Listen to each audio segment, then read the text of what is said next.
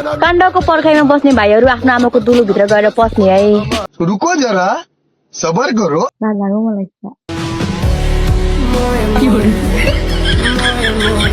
हम इन्होंने वक्त बदल दिया, जज्बात बदल दिए, जिंदगी बदल दी। सबैले भन्छ जे हुन्छ राम्रो लागि हुन्छ। मेरो बाउले भन्ने होला। अब एक्सपेक्ट गरिरहेको थियो होला मर्छ, सी विल डाई, सी गना डाई भनेर। फक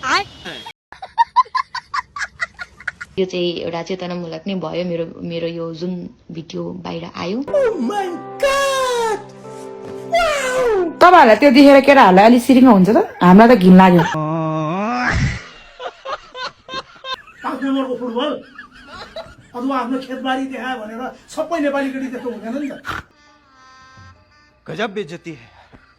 मलाई थाहा थिएन कि मलाई एउटा दाइले पठाउनु भयो, के पठाएर चाहिँ मैले हेरेँ क्या, हेर्छु त कस्तो देखेँ है। पछि लास्टसम्म पुरै हेरेँ क्या मैले फुल भिडियो। आमा म त लास्टमा तर्सेको भने है। होइन उनीहरू देखेर च्वाङ देख्ने हो, बाँकी चलाएर हामीले बुट्टी बालेर नि हेरेछौँ। यस्तो हो नि त, अब तपाईँहरूको सेतो छ, मेरो कालो छ, त्यही हो। म मरेको छुइनँ, म बाँचिरहेको छु। दिमागी छैन क्या एकछिनै। फेसलाई मात्र आई लभ यु, अर्को त पाउनु पनि पर्यो नि भाइ तिमीले।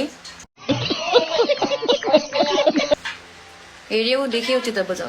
मान्छेले तिमीलाई के बुझ्यो, तिम्रो अनुहार चाहिँ राम्रो छ हेर, तिम्रो त्यो भित्र भएको इन्जिनहरु चाहिँ पुरै कुहिएछ के, त्यो बुझ्छ अहिले छोरा मान्छेले।